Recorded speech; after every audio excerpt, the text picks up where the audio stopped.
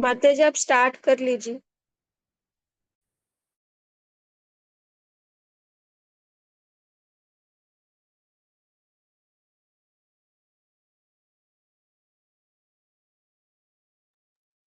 माता जी, स्टार्ट कर लीजिए। हरे कृष्णा। सभी को दंडवत प्रणाम। नमो विष्णुपादाय कृष्ण पृष्ठाय भूतले श्रीमते महाराजित नामने। नमो विष्णुपादाय कृष्ण पृष्ठाय भूतले श्रीमते भक्ति वेदांत स्वामी नामने। नमस्ते सरस्वती देवे गौरवाणी प्रचारणे विशिष्य शून्यवादी पाश्चात्य देशतारणे। तो सभी भक्तों को मेरा दंडवत प्रणाम। और 29 ब्लिस की जो ये सीरीज चल रही है, ये बहुत अच्छी सीरीज चल रही है। इसमें हमें सभी को जानने का मौका मिल रहा है। हम बहुत सौभाग्यशाली हैं कि हम चैतन्य महाप्रभु की इस परंपरा से जुड़े हुए हैं, जिसमें बहुत सारे हमारे अच्छे अच्छे आचार्य, अच्छे अच्छे गुरु, अच्छे अच्छे वैष्णव भक्त आए हैं। और उसी के अंतर्गत हमारे श्रील प्रभुपाद, जिन्होंने इस भारतवर्ष में, पूरे विश्व में इस्कॉन बना के हमें अच्छे अच्छे गुरु प्रदान किए हैं। प्रभुपाद जी के जितने भी शिष्य हैं, वो एक एक शिष्य अपने आप में एक हीरा है। और उनके बारे में हम जितना भी वर्णन करें थोड़ा ही है। और मेरी कोई पात्रता नहीं है कि मैं इतने बड़े महाराज को ग्लोरीफाई करूं या उनके बारे में कुछ ढंग से बता पाऊं। बट जो भी आप सबने मुझे सेवा दी है, मुझे इस लायक समझा, तो मुझे ब्लेस करिए कि मैं कुछ अपने इस तुच्छ बुद्धि से उनके बारे में, उनके गुणों का बखान कर सकूं। तो सभी वैष्णव भक्तों से मेरी कोटि कोटि दंडवत प्रणाम। और मुझे आशीर्वाद दो कि मैं कुछ थोड़ा सा बोल पाऊं। वैसे मैं बहुत बोलती हूँ, बट जब बोलना होता है तब नहीं बोल पाती हूँ। तो प्रभुपाद जी के बहुत ही प्रिय शिष्यों में से एक हैं सच्चिदानंद महाराज, जिनके बारे में हम आज थोड़ा सा जानने का प्रयास करेंगे। तो सच्चिदानंद महाराज का जो जन्म है वो पश्चिमी जर्मनी के हैम्बर्ग शहर में हुआ था। और इनके पिता काफी संपन्न थे, काफी रिच फैमिली थी इनकी। और इनके पिता रेलवे के एक उसमें मैनेजिंग डायरेक्टर थे। रेलवे की कंपनी थी, उसमें मैनेजिंग डायरेक्टर थे। तो बचपन से ही बहुत ऐशो आराम की लाइफ रही सच्चिदानंद महाराज की। और स्कूलिंग भी बहुत अच्छे अच्छे स्कूलों में हुई महाराज की। लेकिन महाराज का थोड़ा सा मन स्कूल में उतना लगता नहीं था। महाराज को पढ़ाई में बहुत ज़्यादा बचपन से इंटरेस्ट नहीं था। महाराज एक बिल्कुल डिफरेंट टाइप की सोच के व्यक्ति रहे हैं शुरू से ही। उनका जो स्कूलिंग टाइम था, उसमें भी जब वो क्लास में जाते थे तो सब बच्चों की तरह वो नॉर्मल जैसे बच्चे होते हैं, थोड़ा सा आपस में सब एक दूसरे से शेयर करते हैं, वो महाराज थोड़ा सा उदासीन रहते थे। अपने क्लास में पढ़ते थे वो, लेकिन उनके मन में बहुत सारे प्रश्न चल रहे होते थे।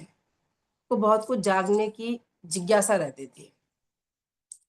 तो महाराज पढ़ाई करते थे, लेकिन उतना अटेंशन होके नहीं करते थे। कई बार महाराज स्कूल से छुट्टी होने के बाद अपने पिताजी के ऑफिस में चले जाते थे, जहाँ उनका कार्यालय होता था। और लेकिन वहां भी उन्हें ऐसा लगता था जैसे किसी जेल में आ गए हों। तो महाराज को म्यूजिक का शुरू से बहुत शौक था। और अक्सर महाराज संगीत समारोह में जाते थे अपने दोस्तों के साथ। महाराज रोलिंग स्टोन्स के बहुत बड़े प्रशंसक थे उस टाइम पे। महाराज ने अपनी एक बुक में बताया है कि जब मैं 7 साल का था, तो जर्मन टेलीविजन पर एक दिन प्रोग्राम आ रहा था रोलिंग स्टोन्स का। और उसमें जो ये गिटार वादक था उनका, तो वो नशीली दवाओं के ओवरडोज से मर गया था। तो महाराज को बड़ा दुख हुआ उसका। महाराज काफी डिप्रेस हुए जब ये घटना घटी। और महाराज शुरू से ही, बचपन से ही भगवान के बारे में जानने की थोड़ी क्यूरियोसिटी उनके अंदर रहती थी। अक्सर वो पेड़ों पर चढ़ जाया करते थे, बहुत ऊंचे ऊंचे पेड़ों पर चढ़ जाया करते थे। और जब उनके माता पिता उनसे पूछते थे कि आप ऐसा क्यों करते हो, तो महाराज बताते कि जो मुझे भगवान के करीब रहना पसंद है, मैं चाहता हूँ कि मतलब जितनी ऊंचाई पे मैं जाऊंगा भगवान के करीब रहूंगा। ऐसे वो बचपन से ही, मतलब उनकी माइंड में इस तरह की बातें चलती थी। तो महाराज की स्कूलिंग बहुत अच्छी हुई। महाराज बचपन से संगीत का शौक रखते थे, संगीत समारोह में जाते थे। और जब उनके साथ वो घटना घटी जर्मन टीवी की जो मैंने बताई, तो महाराज काफी डिप्रेस हो गए। उसके बाद महाराज एक बार राधा कृष्ण मंदिर में, जब महाराज 16 साल के नवयुवक थे, तो महाराज राधा कृष्ण मंदिर में गए और वहां पे एक टीम आई हुई थी, उन्होंने बहुत सुंदर कीर्तन किया। तो चूंकि महाराज को संगीत से बहुत प्रेम था और महाराज उस कीर्तन से बहुत अट्रैक्ट हुए। और महाराज बताते हैं, महाराज अपना एक बार रियलाइजेशन शेयर कर रहे थे कि मैं इस्कॉन में जुड़ा भी कैसे। कि एक बार जन्माष्टमी का टाइम था और जन्माष्टमी से नेक्स्ट डे जब प्रभुपाद अपीयरेंस डे होता है, तो प्रभुपाद जी जब महाराज मंदिर गए हुए थे, सच्चिदानंद महाराज अचानक टेम्पल गए हुए थे, राधा कृष्ण टेम्पल। तो वहाँ अगले दिन जब प्रभुपाद अपीयरेंस डे होता है, तो प्रभुपाद जी लेक्चर दे रहे थे।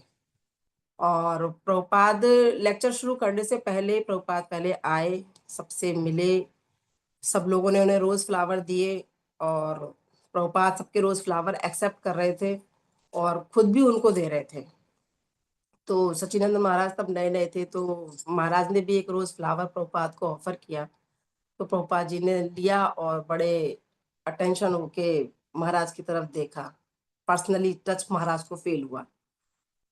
तो महाराज बताते हैं कि प्रभुपाद जब लेक्चर दे रहे थे, तो बहुत सारे उनके God brother and God sister बैठे हुए थे और प्रभुपाद सबके बीच में ऐसे बैठे हुए थे जैसे भगवान कृष्ण जब गाय चराने जाते थे और सभी गोप सखाओं के बीच में बैठ जाते थे। सब गोप सखा उनके आगे पीछे रहते थे, चारों तरफ बैठ के भगवान सेंटर में बैठे होते थे और हर एक गोप सखा को इतना अटेंशन देते थे कृष्ण, कि हर गोप सखा ये सोच रहा होता था कि शायद कृष्ण मुझे ही देख रहे हैं, मेरे पे ही सारा ध्यान फोकस है।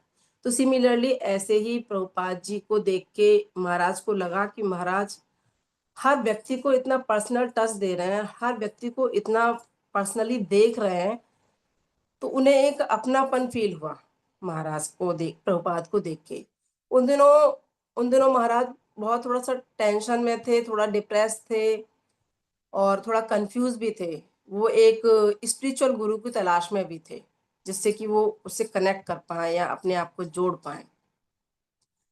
तो महाराज लेक्चर दे रहे थे और बहुत पर्सनली एक दूसरे से टच था महाराज का। तो पहले तो सच्चिदानंद महाराज को थोड़ा सा हिचक हुई, लेकिन बाद में थोड़ा हेजिटेशन दूर करते हुए उन्होंने एक महाराज से प्रश्न किया।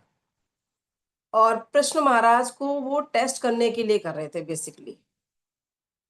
प्रश्न इसलिए नहीं किया कि उनको जिज्ञासा थी बहुत ज्यादा, प्रश्न वो महाराज को टेस्ट करना चाहते थे, प्रभुपाद को टेस्ट करना चाहते थे।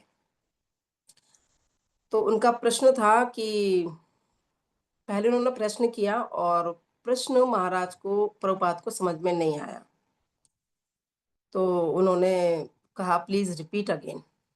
तो सच्चिदानंद महाराज ने फिर क्वेश्चन रिपीट किया अपना, तो प्रभुपाद को फिर भी समझ में नहीं आया।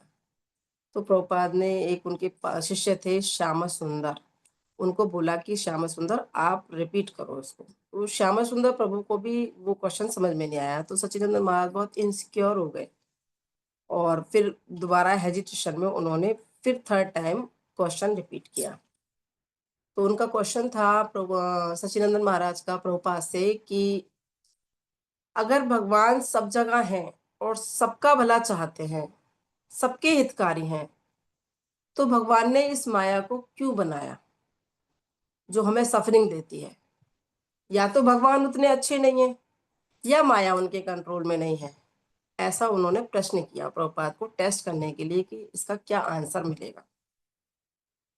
तो प्रभुपाद ने बहुत अटेंशन होके महाराज की तरफ देखा और अपनी आईज क्लोज की और 1 मिनट तक शांत बैठे रहे, बहुत लंबी सांस ली और आराम से फिर बैठ के महाराज के प्रश्न का उत्तर दिया। काफी फिलॉसफी से महाराज का प्रश्न समझाया और महाराज का जो समझाने का तरीका था, प्रभुपाद जी का जो तरीका था उनको प्रश्न को समझाने का, वो महाराज को बहुत पसंद आया। और महाराज की जितनी भी कंफ्यूजन थी उस क्वेश्चन को लेके, जो कि दूर नहीं हो पा रही थी, महाराज ने ये प्रश्न पहले भी औरों से पूछा था लेकिन उसका सॉलिड आंसर महाराज को नहीं मिला था, जो कि वो सेटिस्फाई हुए प्रभुपाद जी के इस आंसर से। तो फिर महाराज का डेडिकेशन उनके प्रति बढ़ा। वो एक आध्यात्मिक गुरु की सोच तलाश में थे, तो महाराज को लगा कि हाँ, यही वह राइट पर्सन है जिसको मैं अपना आध्यात्मिक गुरु बना सकता हूँ। क्योंकि महाराज की लाइफ में बहुत कुछ मिसिंग था। महाराज मतलब सब कुछ होते हुए भी एक अकेलापन, एक खालीपन फील करते थे कि कुछ मिसिंग है जिसको वो पाना चाहते थे। तो इस तरह से प्रभुपाद जी के साथ उनका फर्स्ट जो है वो मुलाकात हुई, और 1970 में वो हरे कृष्ण महामंत्र उन्होंने लिया। इस इस्कॉन मूवमेंट में वो ज्वाइन हुए और उन्होंने हरिनाम दीक्षा ली 1970 में। 1970 में हरिनाम दीक्षा लेने के बाद महाराज ने बहुत कुछ इस्कॉन में सीखा और सीखने का प्रयास किया। खुद भी सीखा और औरों को भी सिखाने का प्रयास किया। करीब 17 साल तक महाराज इस्कॉन में हरिनाम दीक्षा के बाद उन्होंने काफ़ी सारी यात्राएं की, और ये अपना केदारनाथ, बद्रीनाथ, अहोबिलम, श्रीरंगम, साउथ के ट्रिप किए बहुत सारे, और जगह जगह उन्होंने सेमिनार भी किए। तो 1970 में दीक्षा लेने के बाद वो 17 साल तक हरिनाम दीक्षा के बाद, और ठीक 17 साल बाद महाराज ने फिर गुरु दीक्षा ली। मतलब वो अब इस्कॉन में गुरु दीक्षा देने के काबिल हो गए। और ठीक उसके 2 साल बाद महाराज ने फिर संन्यास दीक्षा ले ली। तो महाराज ने मतलब उनका डेडिकेशन देखिए कि प्रभुपाद से जुड़ने के 16-17 साल में ही महाराज एक गुरु के लेवल पे पहुंच गए। तो उनका क्या डेडिकेशन और क्या वो होगा, हम समझ सकते हैं इस बात से। और उसके बाद महाराज ने बहुत सारे इस्कॉन में काफ़ी कुछ प्रचार किया। महाराज से प्रभुपाद से जुड़ने के बाद, उनके मूवमेंट में जुड़ने के बाद, प्रभुपाद जी की बुकों का उन्होंने इंग्लिश की जो बुक थी उनकी, उसमें जर्मन भाषा में ट्रांसलेट किया, जर्मन में बुक डिस्ट्रीब्यूशन किया, और उन्होंने नाम हट्ट भी खोला। और नाम हट्ट खोलने का बाद फिर वही नाम हट्ट 2 संप्रदाय में बटा, जो गौरांग कीर्तन और नित्यानंद कीर्तन के नाम से फेमस हुआ। और जगह जगह यात्राएं करके महाराज ने काफ़ी सेमिनार भी दिए। महाराज का इस्कॉन में काफ़ी योगदान रहा है। इस इस्कॉन में महाराज बेसिकली तो जो है अपने ध्यान और कीर्तन के लिए जाने जाते हैं। महाराज अपने ध्यान और कीर्तन के अभ्यास में अपने महत्वपूर्ण योगदान के लिए जाने जाते हैं। और 50 साल बिताए महाराज ने अभी आध्यात्मिक अनुभवों की खोज में। पिछले 50 साल से महाराज इस्कॉन में लगे हुए हैं, और महाराज का जो समझाने का तरीका है किसी भी चीज़ को, भक्ति को इतना इजी बना देते हैं महाराज। जब कोई भी चीज़ समझाते हैं तो बहुत हास्य, मतलब बहुत हंसी के उसमें, और बहुत एकदम जोश रहता है महाराज के समझाने के जो तरीकों में। महाराज कोई भी चीज़ समझाना चाहते हैं तो बहुत जोश में और बहुत अच्छे शब्दों में देते हैं। महाराज कहते भी हैं कि महाराज ने अपनी एक बुक में लिखा है कि मैं दूसरों को ईश्वर के संपर्क में आने के लिए प्रेरित करना पसंद करता हूँ, ताकि वे भी असीमित आनंद और अस्तित्व के स्थान से जी सकें और कार्य कर सकें। तो महाराज का बहुत सारा योगदान है। महाराज को पर्सनली मैंने भी कोरोना टाइम में एक बार भक्ति शास्त्री क्लास में, महाराज ने नोएडा इस्कॉन में भक्ति शास्त्री की क्लास दी थी, और हम लोगों ने उनकी क्लास सुनी थी। तो महाराज ने बहुत अच्छे तरीके से एग्जाम्पल दे के समझाया था। एक पेपर लिया और उसको फिर 4 भागों में कट किया, और फिर हर पार्ट को उन्होंने 25-25 की उम्र से डिवाइड करके बताया था कि हमारे लाइफ का, जीवन का कितना पार्ट हमारा हमने खो दिया और कितना। तो मतलब उनका समझाने का जो तरीका था बहुत अच्छा था। महाराज ने इस्कॉन में काफी योगदान दिया है अपना, और भारत में ब्रज केयर एक जो चैरिटी की स्थापना की महाराज ने। जर्मनी में भी 2 आध्यात्मिक समूहों का निर्माण कराया, और भारत में वृंदावन में इंस्टीट्यूट फॉर हायर एजुकेशन की भी स्थापना की, और बेल्जियम में भी उन्होंने भक्ति वेदांत कॉलेज में पढ़ाते हैं महाराज। और उन्होंने बहुत सारे जो है बुकों को भी लिखा है, दर्जनों बुक लिखी हैं, किताब और कविताएं भी लिखी हैं। तो महाराज की बुक हैं, गायत्री पुस्तक लिखी है उन्होंने, एक परिवर्तन की कला, आध्यात्मिक टॉनिक, पवित्र नाम का अमृत सागर, ये सब महाराज की बुक हैं। नाम रहस्य, the art of transformation, the way of the great departure, बहुत सारी बुकें हैं। इसके अलावा उन्होंने जर्मनी भाषा में भी महाराज की कई सारी पुस्तकें लिखी हैं। और महाराज बुक डिस्ट्रीब्यूशन भी बहुत अच्छा करते थे, बहुत अच्छा बुक डिस्ट्रीब्यूशन करते थे महाराज। इस्कॉन में महाराज ने वैष्णव उच्च शिक्षा संस्थान और राधा देश में भी भक्ति वेदांत कॉलेज में भी क्लास किए। महाराज वेद अकादमी के आध्यात्मिक निर्देशक के रूप में भी कार्य करते हैं, और जो 8 देशों में जानी जाती है विज्ञान, वैदिक विज्ञान के लिए, कला और दर्शन की एक अंतर्राष्ट्रीय स्तर पर मान्यता प्राप्त विश्वविद्यालय है, वहां भी महाराज उसके वो हैं। और महाराज ने यूरोप में भी गोलोक धाम परियोजनाओं में भी महत्वपूर्ण भूमिका निभाई है। तो महाराज कहते हैं कि जब मैं इतने सारे लोगों को कृष्ण चेतना अपनाते हुए देखता हूं तो मेरा हृदय खुशी से नाच उठता है। तो महाराज का जो प्रचार करने का तरीका है बहुत अच्छा है, और महाराज का इस्कॉन में बहुत योगदान है।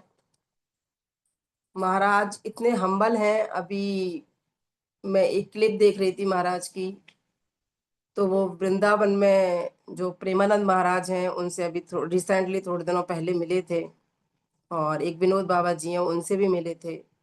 महाराज की हम्बलनेस का पता लगता है कि महाराज को सब कुछ पता है। महाराज मेडिटेशन के लिए और अपने कीर्तन के लिए जाने जाते हैं। महाराज की रिट्रीट होती है तो सभी लोगों से मैंने सुना है कि महाराज बहुत ध्यान पे कंसंट्रेट करते हैं, बहुत अच्छा जप कराते हैं, बहुत अच्छा कीर्तन करते हैं। लेकिन महाराज की हम्बलनेस देखिए कि प्रेमानंद महाराज से वो मिलने गए और उनसे वो ब्रज का भाव पूछ रहे हैं, नाम जप कैसे किया जाए, कैसे नाम जप में रुचि बढ़े, कैसे हम अपनी भक्ति को बढ़ाएं। ऐसे क्वेश्चन महाराज प्रेमानंद महाराज से पूछ रहे हैं, जबकि वो सब जानते हैं, सब जानते हैं। लेकिन फिर भी उनकी हम्बलनेस ये है कि वो ब्रज के जो रसिक संत हैं उनका भाव अपने अंदर लाने के लिए उनसे ऐसे प्रश्न पूछ रहे हैं। तो इससे पता चलता है कि महाराज की हम्बलनेस और महाराज का डेडिकेशन देखिए कि 16 साल सिर्फ इस्कॉन में, हम लोगों को कितना कितना टाइम हो गया, हम अभी तक भी वही ABCD पे हैं। महाराज 16 साल में गुरु के पद तक पहुंच गए, और 2 साल बाद उन्होंने संन्यास दीक्षा भी ले ली। तो महाराज के योगदान का इससे पता चलता है महाराज का अपने गुरु के प्रति कितना सरेंडर है। हम लोगों में शायद थोड़ा सा भी वो सरेंडर आ जाए अपने गुरु के प्रति जो प्रभुपाद जी के शिष्यों में है, तो शायद हमारा जीवन सफल हो जाए। महाराज एक बार अपना रियलाइजेशन शेयर कर रहे थे, प्रभुपाद जी के साथ पास टाइम अपना शेयर कर रहे थे। तो उसमें बता रहे थे एक बार महाराज नंदनेश्वर टेम्पल में महाराज डीटीज के जो राजभोग की और बाल भोग की जो सेवा के जो बर्तन होते हैं जिसमें महाभोग लगता है, तो सचिनंदन महाराज नंदनेश्वर टेम्पल में उसकी सेवा करते थे, बर्तन क्लीन करने की सेवा करते थे। तो एक बार महाराज वहां सेवा कर रहे थे, तो उन्हीं दिनों सुबह का टाइम था, मॉर्निंग ब्रेकफास्ट का, और प्रभुपाद आए टेम्पल में। तो उन दिनों सचिनंदन महाराज बहुत डिस्टर्ब थे थोड़ा सा, क्योंकि थोड़ा फाइनेंशियली प्रॉब्लम थी। थोड़ा उनके जो दादाजी थे वो डेथ बेड पे थे, और वो उनको बार बार बुला रहे थे। और महाराज की एक महिला मित्र थी जिससे उन्होंने आफ्टर पहले इस्कॉन से जुड़ने से पहले शादी का भी कमिटमेंट किया हुआ था। तो इन सब सोच विचारों के रहते महाराज काफी टेंशन में थे कि मैं जाऊं ना जाऊं, और असमंजस की स्थिति में थे। दादाजी की तबीयत खराब थी, उनका बार बार बुला रहा आ रहा था कि मुझसे मिलके जाओ, मुझसे मिलके। लेकिन महाराज को कहीं ना कहीं एक अंदर डर था कि कहीं ऐसा ना हो कि मैं जाऊं और दादाजी की अंतिम इच्छा ये हो कि मैं वहीं रुक जाऊं, या वो मुझे इस्कॉन में ना रहने दे। ऐसा कुछ बहुत कुछ उनके माइंड में चल रहा था, इसलिए महाराज जाना अवॉइड कर रहे थे, लेकिन काफी टेंशन में रहते थे और सेवा भी करते थे। तो शायद उनकी सेवा बहुत अच्छे से हो नहीं पा रही थी। तो महाराज बताते हैं कि प्रभुपाद आए टेम्पल में, और मॉर्निंग का टाइम था। प्रभुपाद डीटीज के सामने लंदनेश्वर टेम्पल में खड़े खड़े दर्शन कर रहे हैं, और दर्शन बहुत डीपली देख के और आंखें बंद करी पहले उन्होंने, और 1 मिनट तक खड़े रहे, और उसके बाद दर्शन करके सीधे अपने उसमें रूम में चले गए। थोड़ी देर बाद उन्होंने टेम्पल प्रेसिडेंट को बुलाया और बोला कि जो प्रभु जी डीटीज की ये बर्तनों की सेवा करते हैं, उनको बोलना कि मुझे कृष्णा ने ऐसा महसूस कराया है कि उनके जो बर्तन हैं, वो बहुत अच्छे से क्लीन नहीं हो रहे हैं। तो वो सेवा अच्छे से नहीं कर रहे हैं, तो उनको बोलो कि वो सेवा अच्छे से करें। तो सच्चिदानंद महाराज के पास वो टेम्पल प्रेसिडेंट गए और उन्होंने पूछा कि कोई प्रॉब्लम है? कैसे? कह रहे नहीं, ऐसा तो कुछ नहीं है। तो उन्होंने बताया कि प्रभुपाद ने मुझसे ऐसे-ऐसे बोला है। तो महाराज एकदम शॉक्ड हो गए। महाराज वाक़ई मतलब बहुत टेंशन में चल रहे थे और उन दिनों महाराज थोड़ा डिप्रेस थे, सभी इन चीज़ों को लेके, तो वो शायद अपनी अच्छी सेवा नहीं कर पा रहे थे। लेकिन जब उन्होंने प्रेसिडेंट ने बताया, टेम्पल प्रेसिडेंट ने कि प्रभुपाद ने ऐसा-ऐसा बोला है, तो महाराज बहुत शॉकिंग थे कि प्रभुपाद का कृष्णा से कितना अच्छा कनेक्शन है। तो प्रभुपाद के प्रति उनका फ़ेथ और भी ज़्यादा बढ़ गया, सच्चिदानंद महाराज का। और फिर उसके बाद उन्होंने बहुत डेडिकेशन से अपनी सेवा की। तो हम देखते हैं कि प्रभुपाद जी के जितने भी शिष्य हैं, उनके अंदर जो डेडिकेशन है, वो डेडिकेशन शायद अब जो पीढ़ी आ रही है, उतना नहीं हो पाएगा। महाराज बहुत ही सच्चिदानंद महाराज बहुत ही हम्बल हैं, बहुत ही अपनी सेवा में बहुत दृढ़ हैं और प्रचार कार्यों में इतना डेडिकेशन से लगे हुए हैं। महाराज मतलब चाहते हैं कि पूरी दुनिया को मैं भक्त बना दूँ। इसीलिए महाराज जगह-जगह, जगह-जगह हम जैसी पतित आत्माओं के लिए रिट्रीट करते हैं, प्रचार करते हैं। हर तरह से महाराज का मूड है कि कैसे ही ये जीव, ये पतित आत्मा का जीव का उद्धार हो और इसको मैं बस गोलोक तक पहुँचा दूँ। तो हम बहुत ही सौभाग्यशाली हैं कि इतने अच्छे-अच्छे महाराज हमारे आस-पास हैं और महाराज वृंदावन में अक्सर रिट्रीट करते हैं, जपा मेडिटेशन कराते हैं और हम फिर भी इतना पास होते हुए नहीं जा पाते। मेरी बहुत पर्सनली इच्छा है कि मैं कभी एक बार महाराज का रिट्रीट करूँ। शायद अब कृष्णा कब कृपा करेंगे, क्योंकि मैंने बहुत सुना है उनके बारे में। और अभी जब मैंने ये इनके बारे में सब कुछ ये पढ़ रही थी, तो मेरा और भी उनको जानने का मन कर रहा है कि उनके साथ मैं भी थोड़ा संग करूँ और अच्छे से उनकी जो विचार हैं, उनका जो डेडिकेशन है, उनकी जो सोच है, थोड़ा मुझे नज़दीक से जानने का उनको मौका मिले। तो महाराज सच्चिदानंद महाराज बहुत ही डेडिकेशन भक्तों में से हैं और बस मैं तो इतना ही जान पाई कि महाराज सच्चिदानंद महाराज 16 साल की उम्र में घर छोड़ दिया और शील प्रभुपाद के शिष्य बनने के बाद इतना डेडिकेशन से उन्होंने अपने आप को समर्पित किया है इस्कॉन में। तो बहुत ही बड़ी बात है ये। हमें भी महाराज से थोड़ा आशीर्वाद की प्रार्थना करनी चाहिए। बस मैं इतना ही बोल पाऊँगी। हरे कृष्णा। Thank you.